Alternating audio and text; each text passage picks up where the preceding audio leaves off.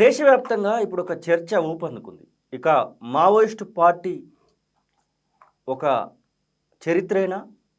Maoist party పూర్తిగా అంతమైపోయిందా? అసలు దీనికి సమాధానం ఎక్కడుంది? లొంగిపోయినటువంటి వాళ్ళు అలాంటిదేం లేదని చెప్తా ఉన్నప్పటికీ, సర్కారు మాత్రం అటు కేంద్ర ప్రభుత్వాలు, రాష్ట్ర ప్రభుత్వాలు మాత్రం ఇక పూర్తయింది అన్నటువంటి మాటనైతే చెప్తున్నటువంటి సందర్భం. ఇక ఇదే విషయం పైన మాట్లాడడానికి మనతో పాటుగా సీనియర్ రాజకీయ విశ్లేషకులు గోనె ప్రకాష్ రావు గారు మనతో పాటుగా ఉన్నారు. సార్ నమస్తే. అన్న నమస్తే. నా ఇంట్రోలోనే కనబడతా ఉంది మీకు. మావోయిస్టు పార్టీ పూర్తయిపోయిందా? మావోయిస్టు పార్టీ అంతమైందా? మావోయిస్టు పార్టీ ఇక చరిత్రేనా అంటే ఏం సమాధానం చెప్తారు? షా గారు ఏదైతుందో 31st తర్వాత దెర్ ఇస్ నో మోర్ అని కంట్రీ తను చెప్పేది దేశం మొత్తం మీద. అట్లే రేవంత్ గారు మొన్న ఈ దేవ్జీ కానీ తర్వాత రాజిరెడ్డి కానీ ఇంకో 1-2 గణపతి అట్లా ఉన్నారనుకోండి. But almost all first state Naxal రహిత రాష్ట్రం అనేది కూడా వారు కూడా ఆల్మోస్ట్ ఆల్ అయిపోయినట్టే అనేది నేను వచ్చేశారు. నేను అనుకోను కదా, అంటే ఈ నాయకులు లొంగిపోయినా కూడా 31st మార్చి లోపల ఫినిష్ అవుతుంది అనేది మనం చెప్పలేం. ఓకే, కంప్లీట్ ఇప్పుడు 2nd, 3rd grade almost all అంతా మన తెలంగాణ వాళ్ళే నాయకులు ఉన్న వాళ్ళు. దాంట్లో గణపతి గారు 2018లోనే ఆయన కేశవరావు సంథింగ్ ఎవరికో అప్పచెప్పి ఆయన ఆరోగ్యం బాగా నంబాల కేశవరావు ఆయన ఎన్కౌంటర్ అయింది అనుకోండి. బట్ ఇప్పుడు ఉన్న దాంట్లో ఒక 2-3 గణపతి ఆల్మోస్ట్ ఆల్ దీనితో కంప్లీట్ సైలెంట్. 18 తర్వాత 3 years బ్యాక్ ఏదో ఒకసారి ఈ మెయిన్ లీడర్స్ తోటి ఏదైతుందో ఇంటరాక్ట్ అయినట్టుగా ఇప్పుడు సరెండర్ అయిన వాళ్ళు చెప్పిన దాన్ని బట్టి నేను అనుకోను కదా, అంటే గణపతి గారు కూడా ఏదైతుందో నా ఏజే, మాకు దగ్గర రిలేటివ్. ఆయన 49 బర్త్. వాళ్ళ తమ్ముడు చనిపోయాడు అనుకుంటే రామచంద్రరావు టీచరు. ఇంకొకతను నరసింహరావు గారు అని ఆయన 46 మిడిల్, 1946 మిడిల్. ఆయన కంటే 2.5 years మా దగ్గర బంధువు. మా అన్న అంటే మా పెద్దనాన్న కొడుకు, 2 కో బ్రదర్స్. వాళ్ళ వైఫ్ కూడా ఏదైతుందో మాకు మొదటి రిలేషన్, మ్యారేజ్ అయిన తర్వాత రిలేషన్. సో అతను 1976లో తపాల్పూర్ November 7th అటాక్ అయింది. దాని తర్వాత దాన్ని అతనే లీడ్ చేశాడు. మొదలు సెప్టెంబర్ అయ్యాది. సెప్టెంబర్ తర్వాత వాళ్ళు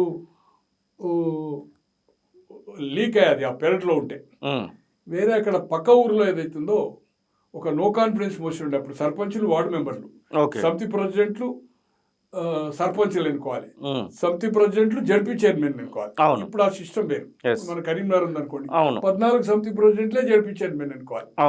ఒక సమితి ప్రెసిడెంట్ అంటే ఒక 60-70 గ్రామాలలో సమితి ప్రెసిడెంట్ ఎన్నుకోవాలి. మున్సిపల్ మేయర్, వార్డు మెంబర్లు ఏదైతుందో సర్పంచ్ ఎన్నుకోవాలి. ఇప్పుడు సిస్టమ్ డిఫరెంట్. అక్కడ ఒక నో కాన్ఫిడెన్స్ పోస్ట్ ఉండే. అతను జేవి నరసింహరావు డిప్యూటీ సీఎం ఉండే. ఈ ఫ్యామిలీ జీవి పీతాంబరరావు అని జేవి నరసింహరావును 62 ఓడించాడు ఇండిపెండెంట్ గా కాంటెస్ట్ చేసి. 57 ఎమ్మెల్యే. 57 ఆయన ఇక్కడ సిటీ నుంచి యునానిమస్ అయ్యాడు, బేగం బజార్ నుంచి. ఉప ముఖ్యమంత్రి ఉండే జెంటల్మెన్ అగ్రిమెంట్ జేవి నరసింహరావు గారు అని. ఆయన native place Dwaraka Lakshmipeta constituency. 67లో మళ్ళీ గెలిచిన తర్వాత వాళ్ళకి వైర్యం ఉండే. అతనికి ఫాలోవర్ చీటి గోపాలం అని పక్కకే ఊరు మాదాపూర్ అని ఏదైతుందో, మాధవరం అని ఏదైతుందో ద్వారకా ఆయన విలేజ్ జేవి నరసింహరావు వీళ్ళు తపాల్పూర్. తో అది నో కాన్ఫిడెన్స్ అనుకొని అతని మీద నెట్టారు. సెప్టెంబర్లో ఎప్పుడైతే ఇది అయిందో 27 నెల మాసకానికి వాళ్ళ కొడుకు సుభాష్ అని, సంపత్ అని అందరూ ఊర్లో వచ్చారు. తో ఆ ఫస్ట్ అటాక్లో ఆయన బంగ్లా పైకి వెళ్ళాడు. పెరట్లో సౌండ్ అవుతుందని ఒక కొండాలరావు అని అతని చేరుతారు. 2nd time అటాక్లో చనిపోయాడు. అతను చంపారు. అతను ఎవరో వచ్చారు, దొంగ ఎవరో వచ్చారనగానే ఓపెన్ మీదకి బంగ్లాకి ఎక్కి ఓపెన్ ఫైర్ చేశాడు. 12 men హార్ట్ అటాక్ వచ్చి చనిపోయాడు అక్కడ. ఆయన నెల మాసకానికి వీళ్ళందరూ వచ్చారు. ఇది సెప్టెంబర్ 27, ఇది November 5th. November 5th మళ్ళా అటాక్ చేశారు. ఈ 2 అటాక్లో 18 మంది 16 మందికి లీడ్ చేసింది లక్ష్మణరావు గణపతి. దాని తర్వాతనే హైలైట్ 76 November ఎమర్జెన్సీ. నేను ఆ రోజు స్పాట్ కంటే అయింది 6:45కి అయింది అనుకోండి. చలికాలం కదా, స్మోక్ బాంబ్స్, తప్పంచాలు, చిన్న 12 బోర్లు. అప్పుడు ఇంత సోఫిస్టికేట్ వెపన్స్ లేవు, AK-47 అలాంటివి ఏం లేవు. ఏం లేవు. అక్కడ స్పాట్ లో ఒక నలుగురు, జీవి పీతాంబరరావు అని, జీవి సుధాకర్ రావు మంత్రి, ఎమ్మెల్యే, ఎమ్మెల్సీగా ఉండే. అతని అన్నగారు 2 సార్లు ఎమ్మెల్యే ఉండే, 57-62. అతని కుమారులు 2, ఒకతను సుభాష్ అని మ్యారేజ్ అయిందే, సంపత్ అని, కొండలరావు అనేది అవుతుందో వాళ్ళ చేరదార్, అశోక్ అని ఇప్పుడే మీ ముందు మాట్లాడాను వాళ్ళ అన్నతో. అతను ఆ ఇంటి ముందే ఉంటాడు, మున్నూరు కాపు. అతను ఏదైతుందో ఏంది అనే వరకు ఈ స్మోక్ లో ఏం కనబడతలేదు ఎవరు. తో నలుగురు స్పాట్ లో అయిపోయారు. పక్క ఊర్లో ఈ వెంకట మున్నూరు కాపు, ఇప్పుడు ఈ అశోక్ వాళ్ళ పెద్దనాన్న ఏదైతుందో అక్కడ కొంతకాలము కొండపల్లి సీతారామయ్య గారు ఉండ్రి. కొండపల్లి సీతారామయ్య గారికి పీతాంబరరావు గారికి పడదు భూస్వామి. తో అక్కడ వెంకటయ్య అనేది అవుతుందో ఈయన ఫాలోవర్. అతన్ని కూడా చంపని దీన్ని అటాక్ చేయడానికి పంపించింది అసలు అతని పెద్ద కొడుకు శ్రీనివాసరావు గారు. చనిపోయాడు అనుకోండి, సమితి ప్రెసిడెంట్ అయ్యాడు, ఎంపీపీ అయ్యాడు. అతను 81లో సమితి అయ్యాడు, 87లో ఎంపీపీ అయ్యాడు, ఎంపీ ప్రెసిడెంట్. 94లో కాంగ్రెస్ టికెట్ దొరికి ఓడిపోయాడు. ఇది గోనె హనుమంతరావు మీద టీడీపీ హవాలో. తో అతన్ని అటాక్ చేయడానికి వీళ్ళ మీద ఎవరి మీద లేదు, అతన్ని టార్గెట్ చేయాలి. కొంచెం ఊర్లో కొంత భూస్వామ్య వ్యవస్థ, కొంచెం అరాచకాలు ఉండే, అతని మీద కాంప్లైంట్స్ ఉండే. ఈ 4 ఇక్కడ అయిన తర్వాత తిమ్మాపూర్ అని పక్క గ్రామమే, అక్కడ పోయి ఇతన్ని ఎక్కడని చెప్పింది. మాకులపేటను ఇంకొకడ పోయింది, అక్కడ సేవ్ అయింది అనుకోండి. 6:40 వెళ్తే మేము 10:30కి అప్పుడు వెహికల్స్ లేవు, రిజర్వ్ పోలీసు వాళ్ళకి ఒక వ్యాన్, అసలు సిఐ గానీ ఎస్ఐ గానీ జేబులు లేవు. ఒక సాగర్రావు గారు అని ఎక్సైజ్ కాంట్రాక్టర్, ఇప్పుడు బతుకున్నాడు, 83 years, మందమరి మాధవరావు గారు సన్. వాళ్ళ అన్న ఎమ్మెల్యే ఉండే, కేవి కిషన్ రావు లక్ష్మీపేట నుంచి 74 to 78. తో అతని వెహికల్స్ లో మేము మాధవరావు గారు చేయండి, మేము కూడా స్పాట్ పోయాము మార్నింగ్ వరకు. ఇది మావోయిస్ట్ చరిత్రలో మొదటి గణపతి అనేది ఏదైతుందో ఫస్ట్, దాని తర్వాత హైలైట్ అయ్యాడు, అరెస్ట్ అయ్యాడు. తో ఈ కుమారుడు పుట్టింది 77లో, ఆయన మ్యారేజ్ అయింది నేను అనుకుంటున్నా 73, 76లో ఆయన టీచర్ గా పనిచేశాడు. బట్ ఆమె గర్భవతిగా ఉన్నప్పుడే ఈ అఫెన్స్ అయింది. మేనా జూనో అతను పుట్టాడు, శ్రీనివాసరావు అతని పేరు, వాసు అంటారు, ఇప్పుడు అమెరికాలో ఉన్నాడు. తో ఆయన పుట్టిన తర్వాత ఏదైతుందో ఇతను అటాక్ 2 సార్లు అటాక్ అయ్యి ఆ అఫెన్స్ లో మెయిన్ లీడ్ చేసింది అతనే. అప్పటి నుంచే లక్ష్మణరావు అది జైలుకు పోయాడు, బెయిల్ వచ్చేది. 80లో ఒక పెద్ద జైత్యాత్ర జగిత్యాల అయింది. దాని తర్వాత అండర్ గ్రౌండ్ పోయిందంటే ఇప్పటి వరకు ఫ్యామిలీ తోటి కానీ ఎవరికి కానీ గాడ్ నోస్, ఒక ఫోటోను బయటకు వచ్చిన తర్వాత పెద్ద లో ప్రొఫైల్, బట్ ఈజ్ ఏ మేధావి. ఈ రోజు నాకుండే సమాచారం చెప్పండి, పలు మీడియాలో వస్తున్నది. పోలీస్ టచ్లో ఉన్నాడు, ఇక లొంగిపోతాడు, అగ లొంగిపోతాడు, నేపాల్కి వెళ్ళి వచ్చిండు, ఢిల్లీలో పెట్టారు. ఇప్పటి వరకు అతని ఆచూకీ అనేది ఆ కేశవరావు గారు అతను ఒక్కరికి చెప్పే, మీరు ఇంటర్వ్యూస్ లో కూడా వీళ్ళు ఇచ్చారు కదా, ఏ ఒక్కరిలో డిస్కస్ చేయొద్దు, ఆయన ఆచూకీ అనేది గోప్యం ఉంచాలి. ఓన్లీ అప్పుడున్న ఆయన లీడర్షిప్ టేకప్ చేసిన కేశవరావు గారికి తప్పితే ఇంకొక నరమానవు తెలియదు. ఆయన ఎంబడి దాంట్లో పోయిన తర్వాత ఒక గద్వాల్ అనుకుంటే, ఇప్పుడు గద్వాల్ జిల్లాలో వస్తుంది, సుజాత అని ఎవరో ఆమెను మ్యారేజ్ చేసుకున్నాడు. దాంట్లో జనరల్ గా బర్త్ కంట్రోల్ చేసుకుంటారు, పిల్లలు ఉండరు. బట్ ఆమె వాళ్ళిద్దరు కాక ఇంకా వాళ్ళ సహాయకులు ఎవరు 2-3 ఉండొచ్చు. నేను అనుకుంటా కానీ ఈ భారతదేశంలో అయితే లేడు. Easy to go Nepal. Nepal ఎక్కడ ఉన్నాడు, అది పార్టీ కానీ వాళ్ళకు సింపథైజర్స్ ఉంటారు, టేక్ కేర్ చేస్తారు. బట్ ఇప్పటికి కూడా నేను అనుకుంటున్నా, నా ఏజే కనుక, నాకంటే 2-3 నెలలు చిన్నే కావచ్చు. ఇంకా నాది 9 జనవరి, ఆయన 49 ఏప్రిల్ మే. 77 కంప్లీట్ అవుతుంది, 77 కంప్లీట్ అయ్యి 78 టచ్ అవుతాడు, ఇంకొక 1.5-2 months. కనుక అంత ఆరోగ్యంగా ఏదన్నా మరి షుగరా ఇటువంటి ఇవన్నీ ఉండొచ్చు తప్పితే, బట్ నేను అనుకోను కదా. అంటే ఆయన అవుతుందో ట్రీట్మెంట్ లో ఉండొచ్చు, కానీ అతను ఇప్పటి వరకు ఏ పోలీసుకు సమాచారం ఎక్కడుందనేది లేదు. 1 నెంబర్ 2, అతను నాకుండే ఆలోచన విధానం, ఇంత స్థాయికి ఎదిగి ఇంత ఉద్యమాలు చేసి ఈ రోజు వచ్చి ఆయన ప్రాణం రక్షించుకోవడానికి కోసము, రివార్డ్ కోసము, ఇంకో దేనికోసము, ఇంకా ఈ కాలం సుఖపడడానికి కోసం మాత్రము సరెండర్ అవుతాడని నేను అనుకోను. పోలీసు కనుక వాళ్ళ నిఘా సంస్థలకు కానీ ఇంటర్పోల్ కానీ వర్కౌట్ చేసి దొరికితే చెప్పలేదు తప్పితే, అతను మాత్రము ఇప్పటి వరకు టచ్లో రాలేదు. ఈ 31 లోపల లొంగిపోయే అవకాశం కూడా లేదు.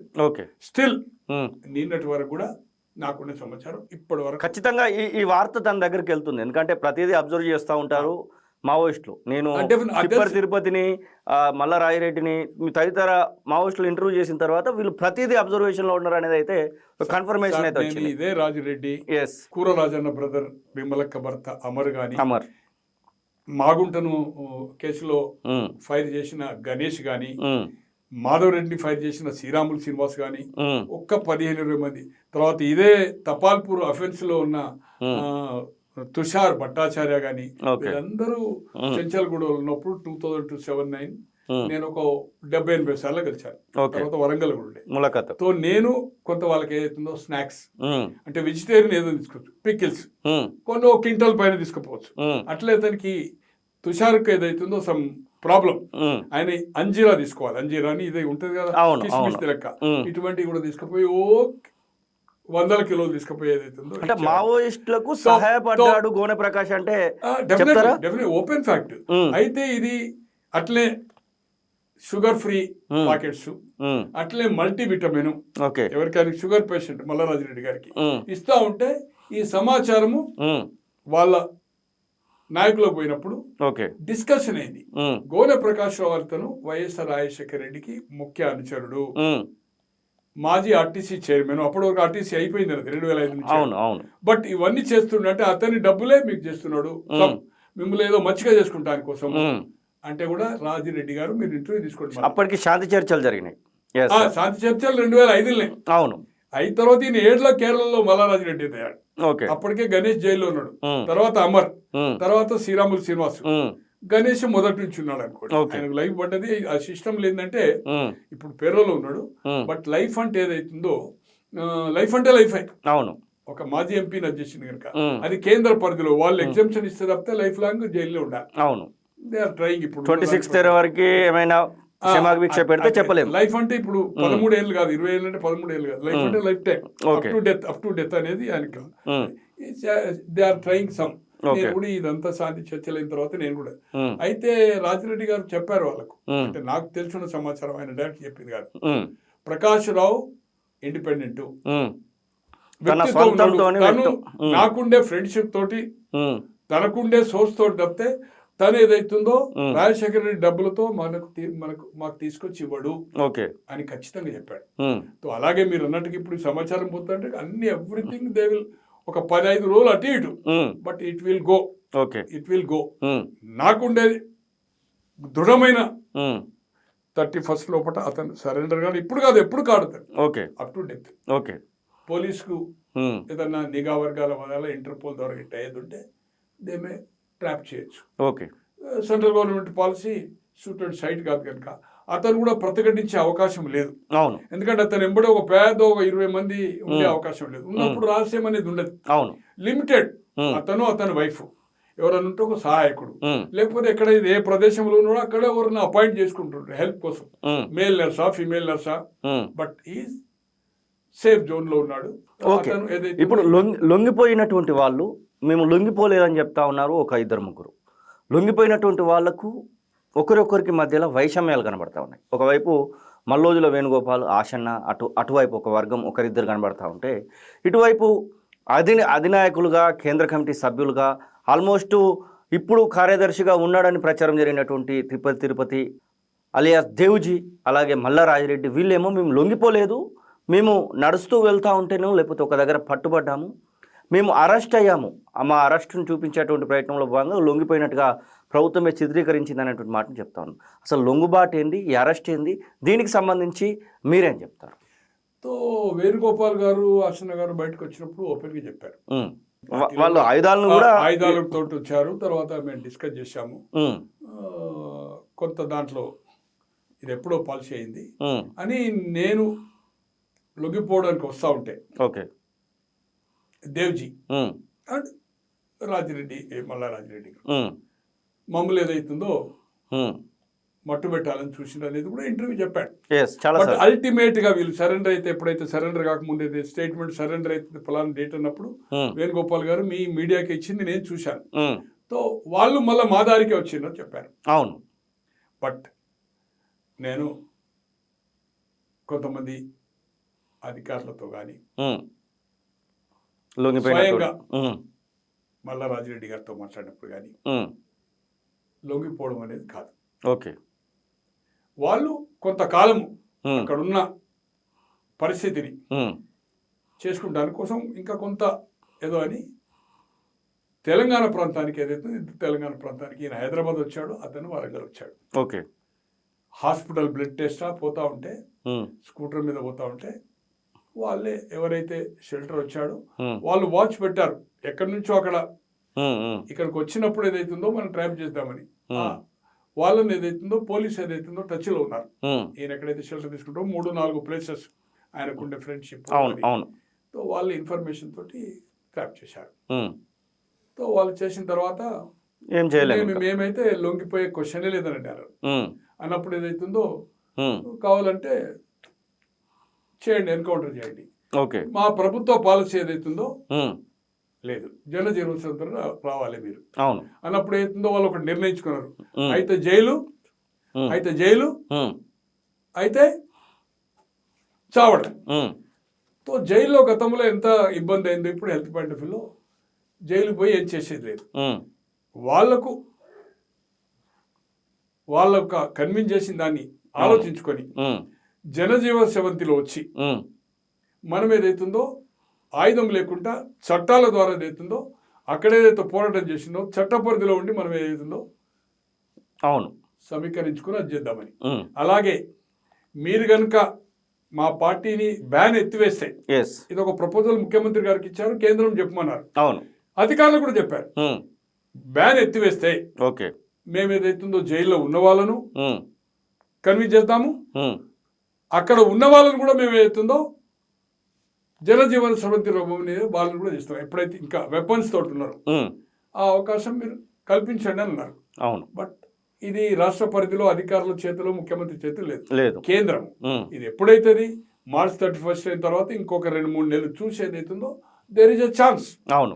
దీన్ని ఏదైతుందో ఇంకా ఉన్నది, ఉమ్, ఇది అంతం కావాలంటే వీళ్ళందరూ సరెండర్ అయిన వాళ్ళు కూడా జైల్లో ఉన్న వాళ్ళనేమో కన్విన్స్ చేసి వాళ్ళ మీద కేసులు తీసేస్తే, దెన్ దాంట్లో ఉన్న వాళ్ళని కూడా మేము ఏదైతుందో మాకుండే సమాచారం ద్వారా వాళ్ళు రీచ్ అయ్యి కమౌట్ ఆయుధాలను సరెండర్ చేయమని ఉమ్. అని వాళ్ళందరినీ కూడా ఎస్, గోనె ప్రకాష్కి ఇటు లొంగిపోయినటువంటి వాళ్ళకు ఇటు అరెస్ట్ అయినటువంటి వాళ్ళకి మధ్యలో ఇద్దరికి కూడా బాగా సంబంధాలు ఉన్నాయి. డిఫరెన్స్ ఒపీనియన్ అది. ఆ, మీ ఇంటర్వ్యూస్ కూడా నెంబర్ ఆఫ్ ఇంటర్వ్యూస్ రాజిరెడ్డి గారు చేశారు, దేవ్జీ గారు చేశారు, అవును. వేణుగోపాల్ గారు తక్కువ చేశారు, ఉమ్, ఆశన్న గారు తక్కువ చేశారు. అవును.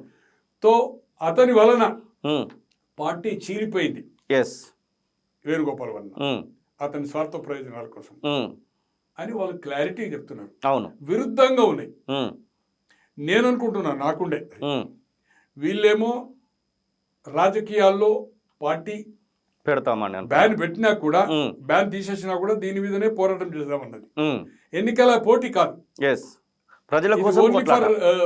For people, NGO organization. Yes, yes, um, నేను అనుకుంటున్నా మల్లోజుల వేణుగోపాల్ గారికి ఉమ్, పోటీ అనే ఆలోచన ఉన్నట్టు కనిపిస్తున్నది. అవును. అట్లే ఆశన్న వరంగల్. ఉమ్, నేను అనుకోను కదా అంటే um, it may be chance. Okay. ఏ పార్టీలో చేరే అవకాశం లేదు. కొన్ని ఉమ్, రూమర్స్ ఉన్నాయి, ఉమ్, మల్లోజులు ఏదైతుందో is going to the Jain BJP అని. ఓకే. నేను అనుకోను కదా అంటే ఉమ్, అతని పరస్పర విరుద్ధం కదా లేదు, మావోయిస్ట్ పార్టీ. అతని క్యారెక్టర్ ప్రకారం ఏదైతుందో ఉమ్, ఈ may be Brahmin, yes, but Peddapalli వాళ్ళ ఫాదర్ గిట్ట నాకు తెలుసు అనుకోండి. నేను పెద్దపల్లి ఎడ్యుకేషన్, ఉమ్, మా ఇప్పుడు ఈ గణపతి వాళ్ళ అత్తవారి ఇల్లు ఈ లైన్లో ఉంటే దీని వెనుకనే కరెక్ట్ కోటేశ్వరరావు వేణుగోపాల్. ఓకే. ఇంకొక మా తాత ఉంటాడు రామచంద్రరావు గారు అని, మా మామలు అవుతారు. ఉమ్, వాళ్ళ ఇంటికి వీళ్ళ ఇంటికి దాదాపు 200 మీటర్లు మాత్రమే. ఓకే, పక్క పక్కనే. మజీద్ వాడ దగ్గర ఉమ్, పెద్దపల్లి ఉంటుంది. ఉమ్, నేను ఎడ్యుకేషన్ పెద్దపల్లి 4 years, తర్వాత హెచ్ఎస్సి కూడా అంటే 5 years ఎడ్యుకేషన్ చేశాను. వాళ్ళు నాకు బంధుత్వం కనుక వాళ్ళ ఫాదర్కి తెలుసు. నాకు కోటేశ్వరరావు నాకంటే చాలా జూనియర్ ఉండే అనుకోండి, ఉమ్, ఇంటర్మీడియట్ కూడా నాకు అంత పరిచయం లేదు. ఉమ్, ఇతనైతే వేణుగోపాల్ అయితే అసలు పరిచయం. వాళ్ళ ఫాదర్ తెలుసు నాకు, ఓకే. ఫాదర్ తెలుసు, వాళ్ళ బంధువర్గం తెలుసు. ఉమ్, అయితే ఉమ్, అతను బీజేపీలో చేరాడు. ఓకే. పోటీ రాజకీయాల్లో పోటీ చేసే అవకాశం ఉంది. ఉమ్, అతను ఒక చాలా మేధావి, అవును. Educated. Um, Rajireddy intermediate HSC, um, నాకంటే 2-3 ఏళ్ళు చిన్న, 52 అనుకుంటా, నాది 49. ఓకే. సో నాది హెచ్ఎస్సి. ఉమ్, నేను అనుకోను కదా రాజిరెడ్డి రాజకీయాలకు, దూరం. But Devji there is a chance. Um, Korutla okay. ఏ పార్టీలో చేరడు. ఉమ్, ఇండిపెండెంట్ వాళ్ళ మీద ఈ 2.5 సంవత్సరాలు జమిలీ ఎన్నికలు వస్తాయి. అవును. May June of 2029 yes delimitation అవుతుంది. కాన్స్టిట్యూన్సీలు ఎక్కువ అవుతుంది, లోక్సభ ఎక్కువ అవుతుంది, అసెంబ్లీ ఎక్కువ అవుతుంది, మహిళ అవుతుంది. అప్పుడున్న వీళ్ళు ఈ ఆర్గనైజేషన్ ఇంకొక 6 నెలల తర్వాత స్టార్ట్ చేసిన తర్వాత వీళ్ళు ప్రజా జీవితంలో వచ్చే రిప్రజెంటేటివ్ గా రావడం వల్ల, హౌస్ లో ఉండడం వల్ల దాని ఒక ప్రోటోకాల్ డిఫరెంట్ ఉంటుంది, అవును, రైట్ ఆఫ్ ఉంటుంది అనే అవకాశం ఉంది. అతను కూడా ఈమె మావోయిస్ట్ పార్టీని రికగ్నైజ్ చేస్తేనే మావోయిస్ట్ పార్టీనే పోటీలో వాళ్ళు కంటిన్యూ చేస్తారు. ఓకే, బట్ ఈయన లొంగిపోయింది కనుక వీళ్ళకి డిఫరెన్స్ ఉంది కనుక. బట్ నేను అనుకోను కదా అన్న, ఇటు రాజిరెడ్డి గారు, దేవ్జీ గారి, ఇక్కడ ఆషన్న అండ్ మల్లోజుల వేణుగోపాల్ గాని ఒకటి అయ్యి ఆర్గనైజేషన్ నడిపే అవకాశమే లేదు. మీరు మీడియేట్ చేయొచ్చు కదా, మీకు పరిచయాలు అటు ఉన్నాయి ఇటు ఉన్నాయి కాబట్టి మీలాంటి వాళ్ళు మీడియేట్ చేస్తే ప్రజలకు ఉపయోగపడే అవకాశం ఉంటుంది కదా. మేము చేయొచ్చు కానీ వాళ్ళు ఏది సూర్యుడు చంద్రుడు, ఓకే, రాత్రి భూమి ఆకాశం లాగా రాత్రి ఉదయం అయినట్టు అయిపోయింది, గ్యాప్ అయిపోయింది, గోస్ ఉంటాయి. ఏ పరిస్థితిలో నేను అనుకుంటున్న దేవ్జీ కొంతమంది ప్రచారం ఉంది, ఈమె జైన్ కాంగ్రెస్, ఓకే, నో అతను బీజేపీ అని, ఓకే. బట్ వాళ్ళు ఇద్దరు ప్రస్తుతం ఏదైతుందో పోటీ చేసే అవకాశాలు ఉన్నాయి. ఎవరైనా టచ్ లో ఉన్నారా అన్న? ఇప్పుడు ఒకసారి ఫోన్ లైన్ లోకి తీసుకొని మాట్లాడేటువంటి ప్రయత్నం చేద్దామా? వాళ్ళ ఆరోగ్య సమస్యలు వాళ్ళకు ఇప్పుడు ఈ 5గురు ఏదైతుందో వాళ్ళు వేరే ఉన్నారు. ఓకే, ఎవరు ఆషన్న గాని, తర్వాత మల్లోజుల గాని. దీంట్లో చొక్కారావు గారు, రాజిరెడ్డి, తర్వాత దేవ్జీ, ఇంకా 5 మెంబర్స్ వీళ్ళు ఉన్నారు. అవును, వీళ్ళు తెలంగాణ ఇంటర్వ్యూస్ మీకు ఇస్తున్నారు, మీకు తెలుసు. అదే గెస్ట్ హౌస్ ఏది మన ప్రగతి భవన కాకతీయ ఏరియాలో ఏదో గెస్ట్ హౌస్ ఉన్నారు. అవును, అక్కడ గవర్నమెంట్ ఉంది, తర్వాత ఎస్ఐబి ఆఫీస్ ఉంది, ఆడ అదే ఉన్నారు. బట్ మొన్న వాళ్ళ డాక్టర్ కోసం ఏదైతుందో 1 డే పర్మిషన్ ఇచ్చారు. అవును, కాశీం గారు అక్కడ పోయారు సండే. నేను తిరుపతిలో ఉండి వాళ్ళ కూతురు నా క్లోజ్ కనుక మాట్లాడితే, నేను తిరుపతిలో అంటే రాజిరెడ్డి గారితో ఒక 10-15 నిమిషాలు మాట్లాడాను. బట్ నేను అధికారులతో కూడా మాట్లాడాను. మాట్లాడినప్పుడు ఏదైతుందో దేమే ఇంకేదో నేషనల్ లెవెల్లో అధికారులదా లేకపోతే సరెండర్ అనేది ఒక మీటింగ్ ఆర్గనైజ్ చేసేది ఉంది. దాని తర్వాత ఏదైతుందో మేబీ నేను అనుకుంటున్న 31st తర్వాత విడుదల అనేది పూర్తి అయిపోతుంది, ఫ్రీ చేస్తారు. ఇప్పుడు కూడా ఏదైతుందో వాళ్ళకేం పెద్ద నిర్బంధం ఏం లేదు, ఫోన్లు గేళ్ళు. కానీ నేను వాళ్ళ ఏ ఫోన్ వాడుతుండనేది నేను అడగలేదు, మొన్న మాట్లాడాను. బట్ ఏదైతుందో రాజిరెడ్డి గారు కూడా ఆయన అభిప్రాయం కూడా చెప్పాడు. మమ్మల్ని 31 వరకు ఏదైతుందో అది చేయొచ్చు, మమ్మల్ని బాగా దే ఆర్ ట్రీటింగ్ అయితే. మేము 5గురు మాత్రం ఉన్నాము, కడమారే సరెండర్ అయిన ఇక్కడ వీళ్ళు మెయిన్ అది కదా, 5గురు ఉన్నాము. బట్ రాజిరెడ్డి గారు మాత్రము ఆరోగ్యం అంటే షుగర్ ఉందనుకోండి, సహకరించకుండా ప్రజలకు ఏదైతుందో అప్పుడు ద్వారా సిద్ధాంతం ద్వారా రాజ్యాంగం ఇచ్చిన పరిధిలో కొంత ప్రజల కోసము వాళ్ళు అనుకున్న సిద్ధాంతాన్ని రాజ్యాంగం ద్వారా. తెలంగాణలో కొన్ని ఇన్సిడెంట్ల గురించి మాట్లాడుకుంటే ప్రధానంగా కాటారం ఏదైతే గ్యారపల్లి పోలీస్ స్టేషన్ ఇన్సిడెంటు, ఆ తర్వాత తుద్దిర్ల శ్రీధర్ బాబు తండ్రి శ్రీపాదరావు ఇన్సిడెంట్, ఈ ఇన్సిడెంట్లలో మీరు అబ్జర్వ్ చేసింది ఏంటి? మీరు అప్పుడు ప్రత్యక్షంగా కూడా ఉండొచ్చు కదా ఆ ఇన్సిడెంట్లకు సంబంధించి, అసలు దాని గురించి చెప్పాలనుకుంటే. శ్రీపతిరావు గారిది జరిగింది అక్కడ మాదేపూర్ అదే ఆ ఏరియాలో పోయినప్పుడు అయితే అప్పటికే వార్నింగ్ లెటర్స్ వస్తున్నాయి. ఓకే, బట్ దాంట్లో నేను ఇక్కడ కేసులకు ఇక్కడ జైల్లో ఉన్నప్పుడు ఆ కేసుకి అటెండ్ అయ్యాడు, ఎక్కడ కరీంనగర్. ఏ రోజు నువ్వు ఆఫెన్స్ లో ఉన్నావు అని మాత్రం నేను అడగల, టు బి ఫ్రాంక్ అడగల, ఉండడా లేడా అని. కానీ ఆ కేసులో ఇతన్ని ఇన్వాల్వ్ ఉన్నాడు, ఏది ఐజ్ ఫర్ పోలీస్ యాక్ట్ ప్రకారం. ఆ కేసులోనే బెయిల్ దొరికినప్పుడు ఏదైతుందో బయటకు పోయాడు కదా. ఇప్పుడున్న కేంద్రం కానీ రాష్ట్రం కానీ జైల్లో ఉన్న వాళ్ళ మీద కానీ ఇప్పుడు సరెండర్ అయినరా, లేకపోతే వాళ్ళు అరెస్ట్ చేసిన ఈ వీళ్ళు చెప్పిన ప్రకారము కన్విన్స్ చేస్తే అయినరా, వీళ్ళ మీద కేసులు ఎత్తివేసే అవకాశం మెండుగా ఉన్నాయి. కేసులు అనేది కంటిన్యూ కాదు, ఖచ్చితంగా కేసులు తీసేస్తారు. ఓకే, శ్రీపాదరావు ఇన్సిడెంట్ లో ఉన్నటువంటి వాళ్ళు గురించి మాట్లాడుకోవాలనుకుంటే అప్పుడు వాళ్ళు ఎవరో కానీ నాకు అదే కదా, రాజిరెడ్డి గారు అయితే అటెండ్ అయ్యారు, ఎవరెవరిని పెట్టిండ్రు ఏం సంగతి అనేది తెలియదు. వాళ్ళు ఎవరు దొరకనట్టుంది, ఎవరు ఒకళ్ళని ఇన్ఫార్మర్స్ పెట్టిండేమో కానీ ఆ కేసు. దాని తర్వాత బెయిల్ వచ్చి వెళ్ళిపోయింది కదా 2009లో. యాక్చువల్ గానైతే నేను రాజశేఖర రెడ్డి గారితో కానీ ఉమ్, అప్పుడున్న అరవింద్ రావు గారు ఏదైతే ఇంటెలిజెన్స్ గారితో ట్రై చేసినప్పుడు మాక్సిమం ఆయనతో ట్రై చేయండి. ఓకే. ఎందుకు వీళ్ళతో కంటే వీళ్ళకి సాయం చేయాలనేది కూర రాజన్న కానీ ఈయన కానీ ఉమ్, గద్దర్ గారిది ఏదైతుందో కేసు తీయడానికి బయటకు పోయి బుల్లెట్ ఉండే కదా అవును అవును. ట్రీట్మెంట్ కి అవుట్ ఆఫ్ ఇండియాకి తీసుకుపోదామని నాకుండే. ఉమ్, బట్ అతనికి డ్యూ టు ఆ కేసు ఏదో ఉండడంలో ఆ పాస్పోర్ట్ రాదు. పాస్పోర్ట్ రాదు కనుక సాధ్యం కాలేదు. నేను కూడా ప్రయత్నం చేశాను. ఉమ్, అండ్ సీఎం గారి దగ్గర కూడా ఆ రోజు కేవీపీ గారి రెండో సన్ మ్యారేజ్, ఓకే. కన్నాభిరామన్, బాలగోపాల్, ఉమ్, గద్దరన్న, ఉమ్, తర్వాత ఇంకొక ఫోర్త్ వన్ ఉమ్, పెళ్లి కంటే ముందే నేను ఉమ్, మార్నింగ్ ఎప్పుడైనా 4:30 పోదామంటే ఈ రోజు కలవాలంటే అన్నాడు సాయంత్రం మ్యారేజ్ కంటే ముందు ఉమ్, ఇదే మన ఈ ప్రజాభవన్ ఉంది కదా ఉమ్, అక్కడనే మేము కలిసాము. ఉమ్, కలిసిన తర్వాత వాళ్ళని రిలాక్స్ అయితే అరవిందరావు గారు అనేవాళ్ళు ఏం ప్రకాశం అంటే ముఖ్యమంత్రి శాస్త్రం కాదు, అంత సెక్యూరిటీ ఉంటుంది. ఉమ్, వాళ్ళని ఏదైతుందో ఉమ్, జనజీవన స్రవంతిలో వస్తా అంటున్నాడు అతను, ఉమ్, మళ్ళీ అండర్ గ్రౌండ్ పోనంటున్నాడు. ఉమ్. మరి ఏంది నీతో ఇదంతా రాజిరెడ్డి గురించి టాపిక్. రాజిరెడ్డి నీతో చెప్తుండు కదా అంటే నేను ఉమ్, శేఖర్ గారని ఆంధ్రజ్యోతిలో ఉమ్, కరీంనగర్, ఆదిలాబాద్, నిజామాబాద్ ఉమ్, ఆయన హెడ్. ఈ ప్రెస్ కౌన్సిల్ బషీర్బాగ్లో ఉంది కదా దానికి కూడా చైర్మన్ ఉండే మొదటి వరకు, విరాసత్ కంటే ముందు. ఓకే. సో అతని ద్వారా ఇంటర్వ్యూ ఉమ్, మన డిస్ట్రిక్ట్ కోర్టులో తీసుకొని ఉమ్, ఆ స్టేట్మెంట్ చూపెట్టి బెయిల్కి ఏదైతుందో సహకరించాలి, మీకు తెలుసు కదా. అవును. అట్లే కూరరాజన్న గారికి కూడా ఫర్దర్ కేసులు పెట్టకుండా ఉమ్, ఇతను కేరళ పట్టుకున్నారు. ఉమ్, కూరరాజన్న గారిది కూడా ఉస్మానియాలో ఇస్తే తీసుకొచ్చి కేరళ ఇచ్చి గవర్నమెంట్ కంప్లీట్ అతని ట్రీట్మెంట్ ఏది చేయించిన దాంట్లో కూడా నేను ఇలా కూరరాజన్న పట్టుకున్నారు. మన విమలక్క తెలుసు, అమర్ గారు తెలుసు. ఉమ్, ఇట్లా దాంట్లో ఉన్న వాళ్ళకి నేను ఎవరికేం సాయం చేసిన అనేది పక్కకు పెట్టండి. ఓకే. నాకు ఆ క్లోజ్ కాంటాక్ట్ రాజిరెడ్డి గారు జైలు ఉన్నప్పుడు జైల్లో కొన్ని పరిస్థితులు ఎట్లుంటాయంటే ఉమ్, ఒక్కొక్కరు కావాలి, ఉమ్, దానికి ఎస్టిమేట్ కావాలి ఓకే.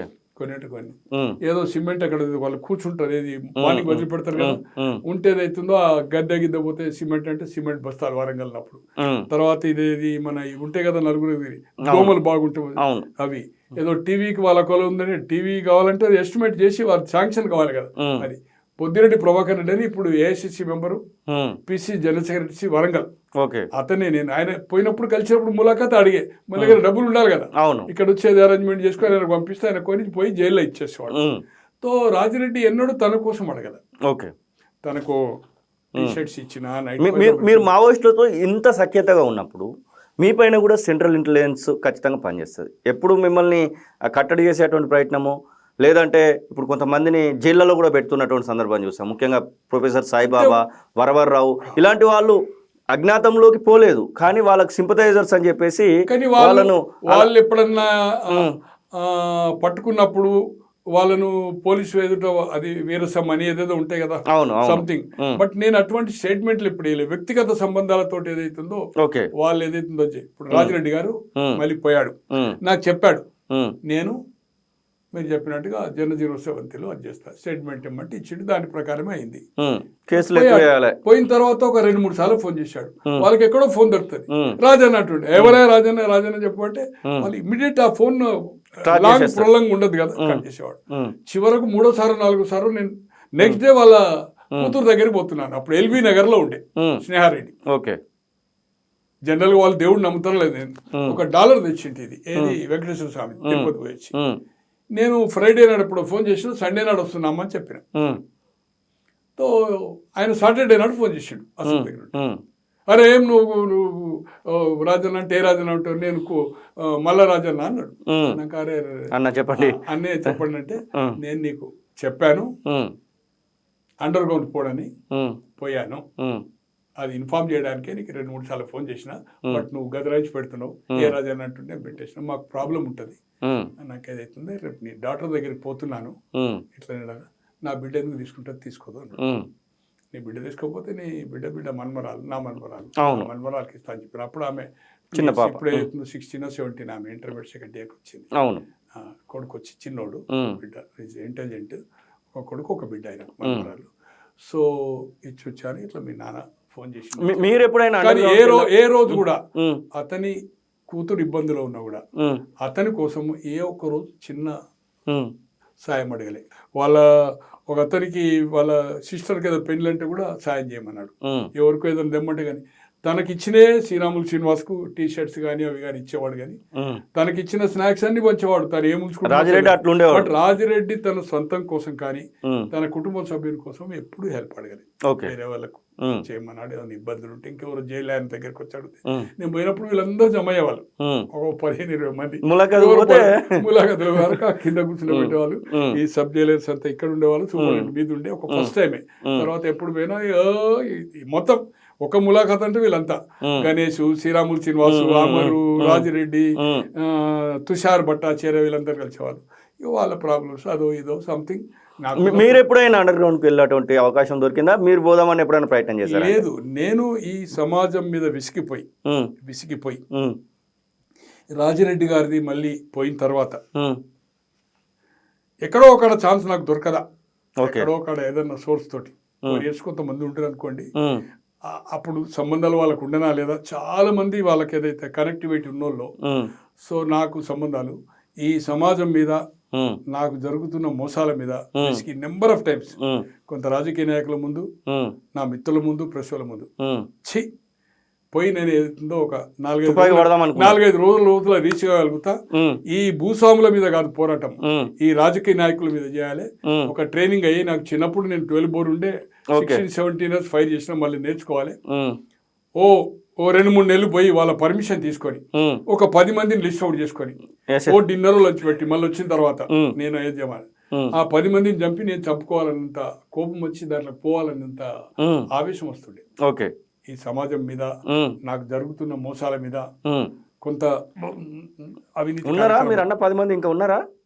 ఎవరంటారు లిస్ట్ అవుట్ చేసుకున్న 10 మంది అనుకోండి. ఇప్పుడు ఇక చాలా టైం అయిపోయింది. 2009 అంటే దాదాపు 17 సంవత్సరాలు అయిపోయింది. అవును, కానీ ఇప్పుడు వాళ్ళే బయటకు వస్తారు. మనం లోపలికి పోయే పరిస్థితి లేదు, మనం కూడా ఈ స్ట్రెంత్ కూడా లేదు. ఓకే, ఇప్పుడు అడవిలో ఉండో తిండి తిప్పలేక ఏదైతుందో హెల్త్ కూడా మనకు కోఆపరేట్ చేయలేదు. విసుగు వచ్చింది. బట్ నేను ఎప్పుడు కానీ నా ఎలక్షన్లో 82 ఎలక్షన్ అంటే 83 గ్రామంలో నక్సలైట్ సింపదర్ మొట్లపల్లి అని శ్రీరాంపూర్ మండలంలో అన్నలు బాగా పోవద్దంటే కూడా నేను అవుతుందో మైక్ బంద్ చేయి అంటే కూడా బైక్ బంద్ చేయాలి. మేము ఎవరో తెలియదు, ఎవరు తెలియదు, చంపేది ఉంటే చంపండి, నాకు ప్రచారం చేసుకునే హక్కు ఉంది. నేను అందరి లెక్క కాదు, ఎన్నికలైన తర్వాత అన్నలతో అట్లా మాట్లాడారు, అన్నల సింపదర్ తోటి. అలాగే ఒక బల్వంతరావు అని మీర్జంపేట సర్పంచ్ ఉండే, అతను చంపినప్పుడు లక్ష్మీకాంతరావు అని సిఐ ఉండే అక్కడ. అతను పోవద్దంటే కూడా పోలీసు వాళ్ళు కూడా రాకపోతే కూడా అతని నేను ఆర్టీసీ చైర్మన్గా దహన కార్యక్రమాలు పోయి చేసిన, ఈవెన్ ఓపెన్ స్టేట్మెంట్ ఇచ్చిన. ఇటువంటి హింసా కార్యక్రమాలు కాదు, మీకు నిజంగానే చిత్తశుద్ధి ఉంటే, అతను తప్పు చేస్తే తప్పును నిలదీయండి, అతను ప్రజలకు ఏదైతుందో అందుబాటులో ఉన్నాడని చెప్పి నేను ఓపెన్గా ఏదైతుందో హింసతోటి కాదు, హింసతోటి ఈ ప్రభుత్వం ఏదైతుందో గన్ అంటే లా అండ్ ఆర్డర్ మా చేతిలో ఉంటా అంటే మాత్రం ఊరుకుంటుందని కూడా నేను ప్రెస్ కాన్ఫరెన్స్ కూడా చేశాను. ప్రెస్ వాళ్ళు కూడా చెప్పారు, వద్దన్నా నువ్వు ఇంత చేయకు, మళ్ళీ నిన్ను టార్గెట్ పెడతారంటే కూడా. బట్ నాకు ఫోన్లో వచ్చేది ఈ రాచకొండ దళం అని నెంబర్ ఆఫ్ టైమ్స్. తర్వాత ఒకసారి అరవిందర్రావు గారు కూడా ఉండ్రి, నేను కేవీపీ అయినప్పుడు. ఆ రోజు తెల్లారి నాది దేవేందర్ గౌడ ఉండే రాచకొండ దళం పొద్దుటి నుంచి చేస్తున్నాడు. పొద్దున సికింద్రాబాద్ స్టేషన్, దెన్ మన హన్మకొండ మన కాజుపేట స్టేషన్, సాయంత్రం 5 గంటల వరకు ఏదైతుందో నువ్వు కలవాలే రావాలే, లేకపోతే నీ సంగతి చూస్తామని. 5 గంటలకు ఎక్కడి నుంచి అంటే బస్ స్టేషన్ ఆఫ్ హన్మకొండ బూత్లకి వెళ్ళి ఇమీడియట్ మనకుండే సోర్స్ ఇంటెలిజెన్స్ చెప్పగానే ఎక్కడి నుంచి కాల్ వచ్చిందని within 1 minute నా ఎంబడి ఇప్పుడు జగన్మోహన్ రావు జోనల్ చైర్మన్ ఉండే, తర్వాత నిరంజన్ అని ఉండే, కార్పొరేటర్ తెలుసు కదా పీసీ జలచరెడ్డి, తిరుపతి పోతా అంటే కూడా బెదిరించినా కూడా ఇమీడియట్ కాల్స్. అది నేను అనుకోని అవి నక్సలైట్స్ కావు, తెలంగాణకు నేనేదో వ్యతిరేకంగా మాట్లాడుతున్నాను అని మది Yaskhi issue point of view కానీ నక్సలైట్ పేరుతో చెప్పేవాళ్ళు. బట్ నేను భయపడేవాడిని కాదు. ఒకసారి వెంకట్రావు గారిని ఎమ్మెల్సీ 5 గంటలకు ఫోన్ చేశాడు, ఈ రోజు రాకపోతే చెప్పేది. నేను నో షౌట్ భగవంతుని కూడా నేను భయపడినా, నా తల్లిదండ్రులు కాదు. రేపు నా దేవేందర్ గౌడ్ది 3వ తారీఖు ప్రెస్ కాన్ఫరెన్స్ అయింది. నువ్వు ఎక్కడికి రమ్మంటే, ఏ గుట్లకు రాచకొండ దళం నువ్వు ఏడికి రమ్మంటే నేను ఎక్కడికి వస్తా, ఎలోన్ రెడీ. కానీ నువ్వు షౌట్ చేయొద్దు, బాగా నేను బాగా కాదు, నువ్వు బాగా మాట్లాడుతున్నావు, ఎందుకు పొద్దు నుంచి టార్చ్ చేయదు. ఆ నుంచి కేవీపీ గారు చాంబర్ పోయినా, అరవిందర్రావు గారు ఒక్కరే ఉన్నారు, ఇంకెవరో లోపల ఉన్నారు, డిఐజీ ఇంటెలిజెన్స్, నా ఎంబడి ప్రభాకర్ రెడ్డి, బొద్దిరెడ్డి ప్రభాకర్ రెడ్డి ఉన్నాడు. అక్కడ సేమ్ పర్సన్ మార్నింగ్ ఎప్పుడైతే ఫోన్ చేస్తుండో ఆయన కూడా మళ్ళీ ఫోన్ చేసాడు. బాబు నేను చెప్తున్నా, నువ్వు రాచకొండ దళం కాదు, గణపతిగా నా సంగతి ఏదైతుందో మొత్తం మందికి తెలుసు. చనిపోయిన వాళ్ళ పేర్లు చెప్పుకుంటూ గణపతి గారికి నేను ఏదైతుందో, నేను నా తండ్రి కానీ నా తమ్ముడు కానీ ఊర్లో సింగల్ ఇన్సిడెంట్ లేదు. మా ఊర్లో కూడా చెట్టు కింద కూర్చుని పెట్టారు, కానీ సింగల్ మిస్టేక్ లేదు. ఓకే, ఇంతవరకు జీవితంలో ఊరిలో ఒక లేడీ ఇన్సిడెంట్ కానీ లంచాలు కానీ లేదు. నేను కూడా నా ప్రజా జీవితంలో కానీ స్టూడెంట్ లైఫ్లో ఒక్క తప్పు చేయలేదు. మీరు 7 గంటల ఆడికి వస్తా, బట్ నో బెదిరించవద్దు. చెప్పిన కదా రేపు ప్రెస్ కాన్ఫరెన్స్ అయినాక యు కాల్ మీ, 7 గంటల ఆడికి వస్తా అని చెప్పిన. బట్ నేను నక్సలైట్కు ఏదైనా ఇష్యూ అయినప్పుడు, అమాయకుల మీద జరిగినప్పుడు ప్రెస్ కాన్ఫరెన్స్ చేసిన, గవర్నమెంట్ డిఫెండ్ చేసిన, చైర్మన్ ఉన్నప్పుడు చైర్మన్ వెళ్ళినప్పుడు. కానీ చట్టము తన పని తను చేసుకుంటుంది. మీరు చట్టాన్ని మీరు చేతిలో చేసుకొని చేస్తా అంటే మాత్రము కొంతమంది ముందే లొంగిపోయారు. సాంబశివుడు లాంటి వాళ్ళు కొంతమంది, ఆ లొంగిపోయినటువంటి వాళ్ళలో సాంబశివుడు కనబడతా ఉన్నాడు. అలాగే ఉమ్మడి నల్గొండ జిల్లాకు సంబంధించినటువంటి కొంతమంది బెల్లి లలిత కానివ్వండి, అక్కడ ఉన్నటువంటి కొంతమందిని చూస్తూ ఉంటాం, మా రోజు వీరన్న, ఇట్లాంటి వాళ్ళని చూస్తాం. వీళ్ళ గురించి మాట్లాడాలనుకుంటే అసలు వాళ్ళు దళంలో నుంచి బయటకు వచ్చి చనిపోయినటువంటి వాళ్ళు, వాళ్ళను నయం లాంటి వాళ్ళు కొంతమంది హత్య చేసినటువంటి సందర్భాలు నాకు టు బి ఫ్రాంక్ చెప్పాలంటే ఆ ఉద్యమంలో మా ప్రాంతం నుంచి పోయిన వాళ్ళు, ఓకే, దాంట్లో కొంత మిస్యూజ్ జరిగింది. ఓకే, ఊర్లో అప్పులు ఉన్నవాళ్ళు, ఊర్లో లేడీస్ ఇన్సిడెంట్ చేసిన వాళ్ళు, లేదా వాళ్ళ కుటుంబ సభ్యులతో అక్కడ ఉండే వెల్మ దొర కావచ్చు, రెడ్డి దొర కావచ్చు, పెరక దొర కావచ్చు, కాపు దొర. కొన్ని గ్రామాల్లో కాపులు పెద్దలు ఉంటే వాళ్ళనే దొర అంటారు. అవును అవును, బ్రాహ్మణులు కూడా దొర అంటారు. ఎవరైతే కొంత లేడీస్ మీద జరిగేది, దాన్ని చూసి పెద్దగా అయిన తర్వాత సహించలేక ఇది సాక్క పెట్టుకొని దాంట్లో పోయి రివెంజ్. ఓకే, ఊర్లో కూడా అన్పాపులర్ వాళ్ళు కూడా అక్కడ పోయి ఏదైతుందో ఊర్లే మంచివాని మీద కూడా చాడీలు చెప్పి ఓకే అటాక్ వాళ్ళే ఒక స్టార్టింగ్ అఫెన్స్కి ఏదైతుందో వాళ్ళు వచ్చిన ఇన్సిడెంట్స్ కూడా ఉన్నాయి. అట్లా స్టార్టింగ్లో ఏదైతుందో అటువంటి వాళ్ళు ఏదైతుందో ఎక్కువ కాలం దాంట్లో ఉండలే. ఈ పోకరి ఎవరైతే పోయారో సిద్ధాంతపరంగా పోని వాళ్ళు చాలా మంది ఉన్నారు. నాకు తెలిసిన వాళ్ళు ఉన్నారు, మా గ్రామాల్లో ఉన్నారు. మా గ్రామంలో పోయి దాంట్లో ఉండి పోకరి పనులు చేసి డబ్బులు తీసుకొని వచ్చి మళ్ళీ పోతే వాళ్ళను చంపిన ఇన్సిడెంట్స్ ఉన్నాయి. మా దగ్గర ఉన్న 2 పిల్లలు డబ్బులు తీసుకొని వచ్చారు, డబ్బు పెట్టారు, చంపిన ఇన్సిడెంట్స్ ఉన్నాయి. అట్లా చాలా మంది రిక్రూట్ జరిగారు. బట్ ఇది ఎప్పుడు జరిగింది? బిఫోర్ 83 తెలుగుదేశం రాకముందే. తర్వాత కొంత సిద్ధాంతపరంగానే పోయిండు. ఇటువంటి గ్రామాలకు వెళ్ళి రిక్రూట్మెంట్ కూడా నేను అనుకుంటున్నా 10-12 సంవత్సరాలకి వెళ్ళి మన దగ్గర అసలు రిక్రూట్మెంట్ జీరో. ఇప్పుడు మొన్న సరెండర్ అయిన 125 మందిలో ఒక 5-6 కూడా తప్పితే అంత 118 అంతా యంగ్. ఎక్కడ ట్రైబల్ మన ఛత్తీస్గఢ్ వాళ్ళు మీరు చూసారు కదా, నో రిక్రూట్మెంట్. ఇంకోటి మన దగ్గర నుంచి ఇక్కడ నిర్బంధం అయినప్పుడే, నాకు పేర్లు ఎందుకు కానీ దీంట్లో ఉన్నప్పుడే ఈ నాయకులందరే రాజశేఖర రెడ్డి మాకు చర్చలు పిలిచి మా దాన్ని కథం పట్టించాడు. మళ్ళీ ఒక 10 ఏళ్ళు వెళ్ళిపోయిందని చెప్పాను నాతో.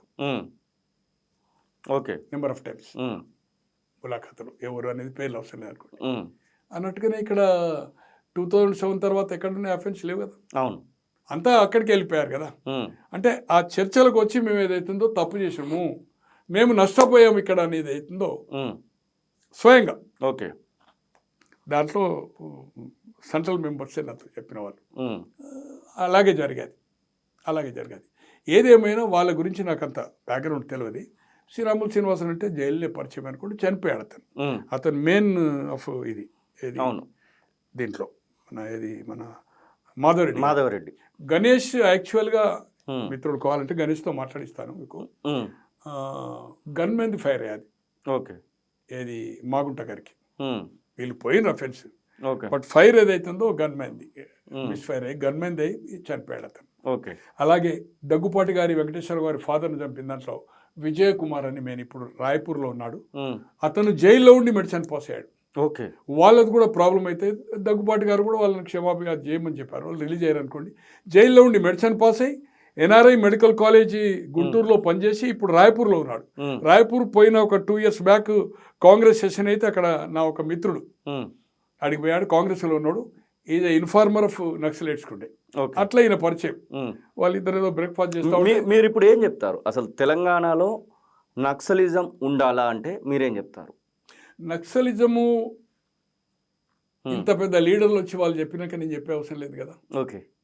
మల్లోజుల వేణుగోపాల్ కంటే, ఆశన్న కంటే, దేవ్జీ కంటే, రాజిరెడ్డి కంటే పెద్దవాళ్ళు అయితే నేను కాదు. ఓకే.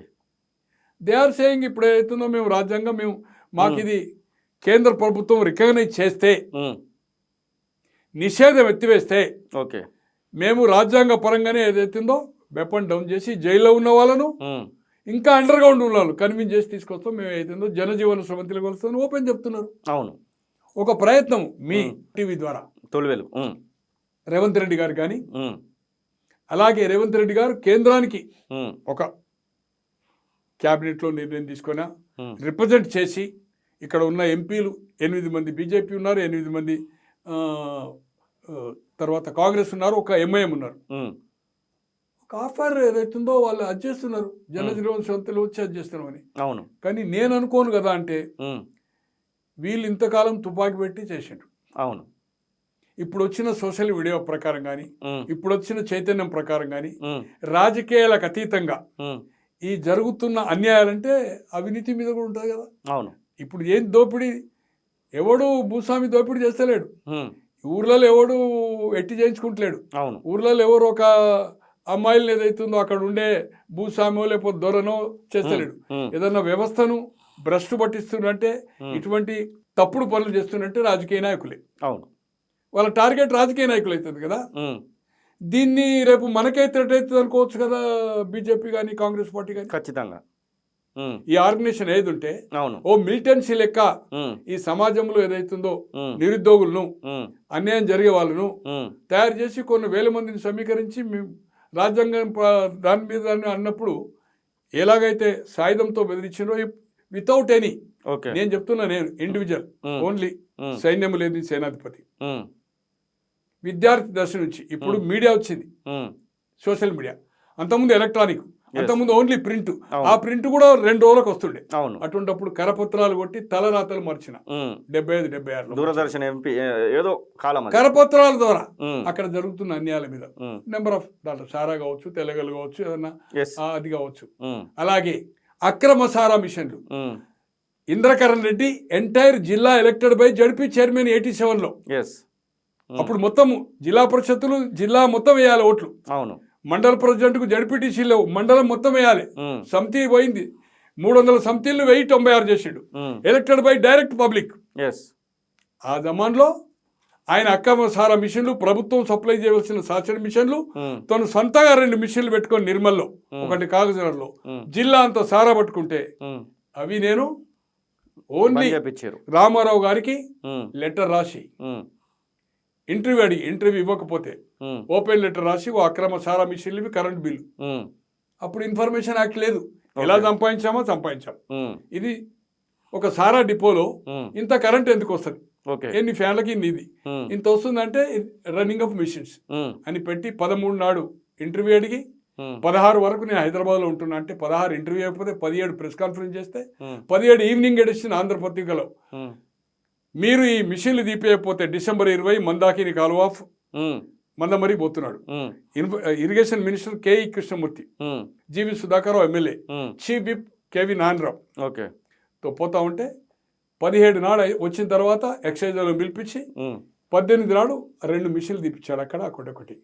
ఇది కనుక మీరు తీపియకపోతే 20 తర్వాత ప్రతిపక్ష నాయకులను, పత్రికా విలేకరులు తీసుకుపోయి ప్రజా సమక్షంలో ఆ మిషన్లు ఊడబెక్కి లారీలో వేసి నీ సాగర్ టాకీస్ నీ గేట్ ముందు, అంటే ఇంటి ముందు, అప్పుడు సాగర్ టాకీసే కదా, ఏది హ్యాబిట్ సీలు సాగర్ టాకీస్ ఉంటుండే, దాని ముందు వేస్తానంటే బ్యానర్ ఐటమ్ పత్రికా శాస్త్రి గారు చనిపోయారు. ఇప్పుడు ఈ లోకాయుక్త మన బషీర్బాగ్ లో ఉండే office, banner item evening edition పంచేవాళ్ళు, అదే డార్క్ ఎడిషన్ జిల్లాలో కూర్చుండే ఆంధ్రపత్రిక వస్తే అట్లా.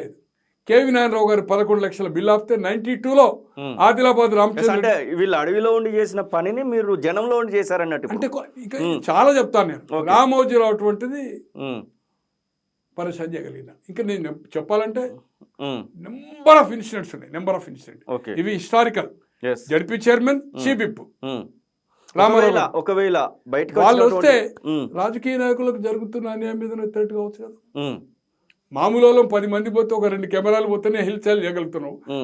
వాళ్ళకు అసలు ప్రజల మీదనే భయం ఉండదు కదా. బయటకు వచ్చినటువంటి వాళ్ళందరూ కలిసి ఒక మిలిటెంట్స్ ను, నీతి నిజాయితీ గల యువకులను, తర్వాత రిటైర్ అయిన ఆర్మీ పీపుల్ ను, అన్య జర్నలు కొందరిని తయారు చేస్తే ఏదైతుందో కొందరు మ్యారేజ్ చేసుకోకుంటే సాక్రిఫైస్ చేసే వాళ్ళు నాటువంటి మొండోడు ఉన్నాడు.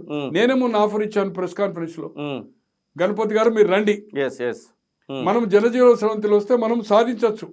ఇప్పుడు జరుగుతున్న అన్యాయం మీద నేను రాజకీయ నాయకుల గురించి ఆ ప్లాట్ఫామ్ మీద చెప్పదలుచుకోలేదు.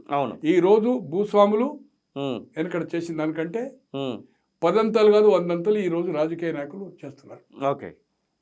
దాన్ని తట్టుకోవాలంటే ఎక్కడో ఒక బ్రేక్ కావాలి కదా.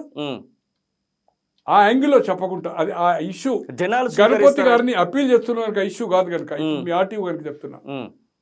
ఈ రోజు గణపతి గారు కానీ వీళ్ళు కానీ వీళ్ళు ఒక సఖ్యతకు వస్తారా రారా? మినిమం మీకు మెసేజ్ చెప్తాను, నాకు ఫోన్ చేసినది చెప్తాను రాసుకోండి.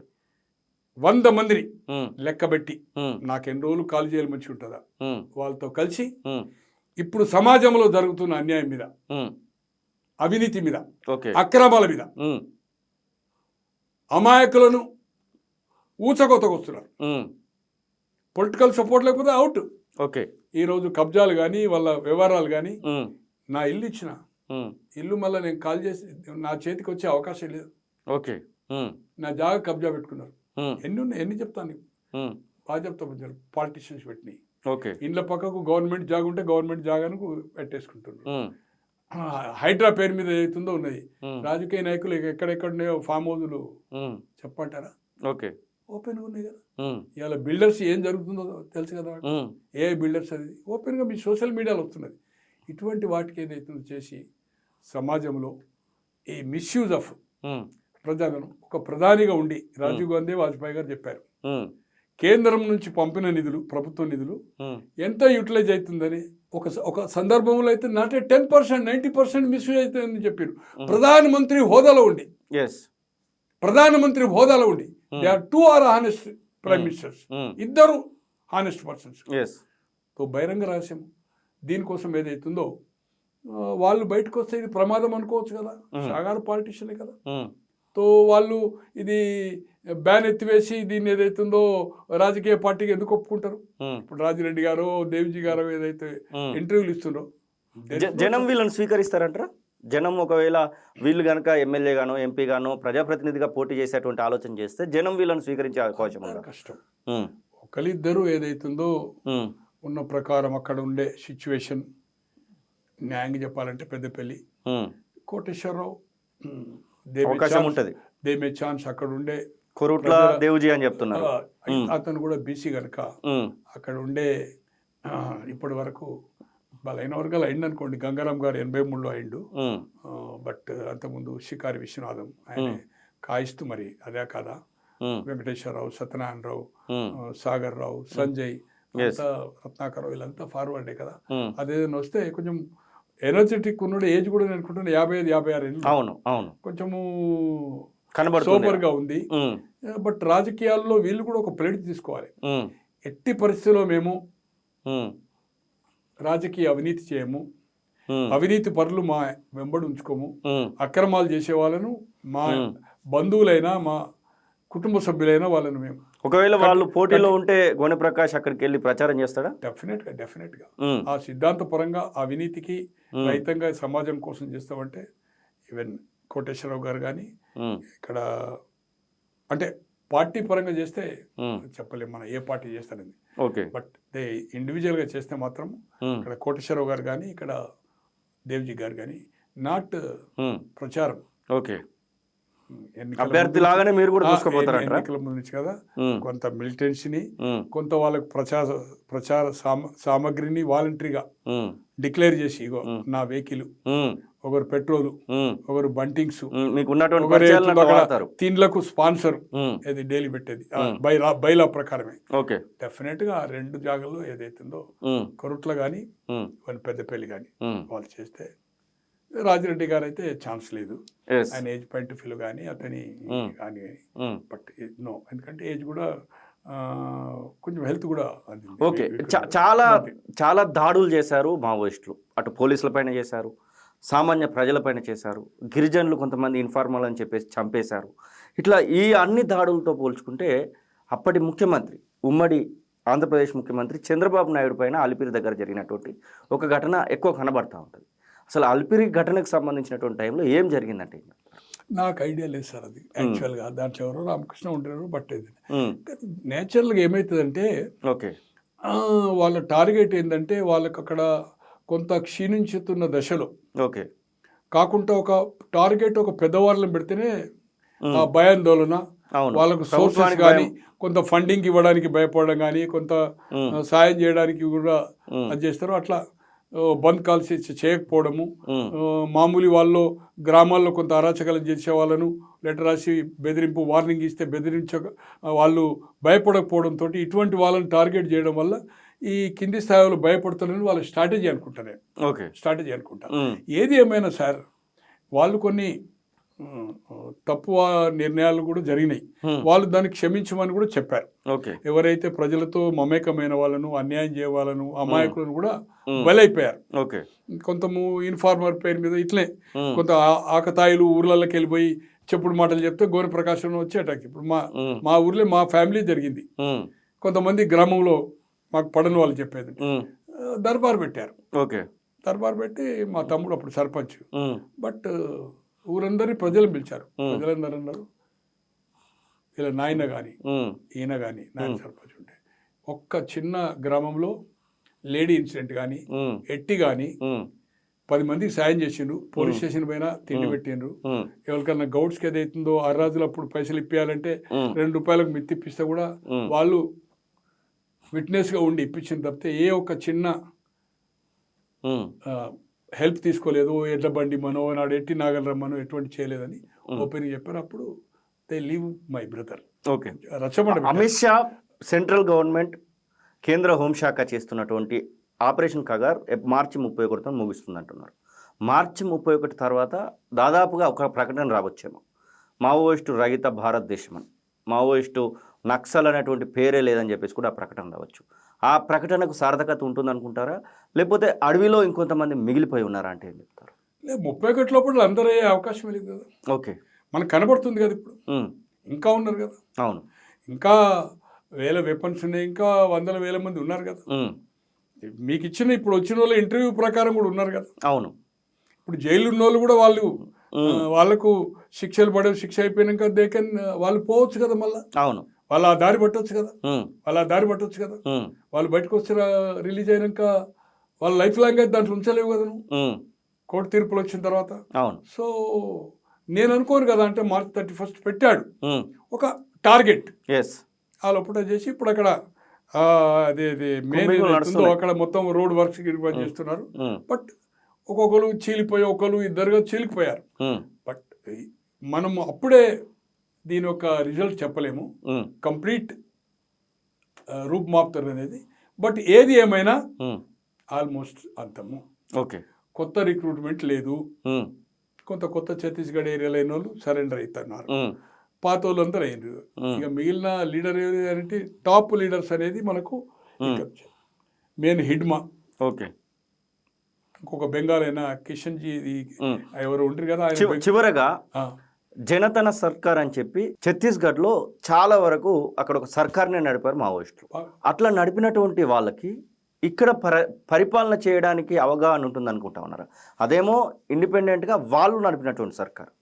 అక్కడ బడులు పెట్టారంట, అక్కడ నీటి సరఫరా చేశారంట, అక్కడ అన్నీ చేశారంట జనతన సర్కార్లు.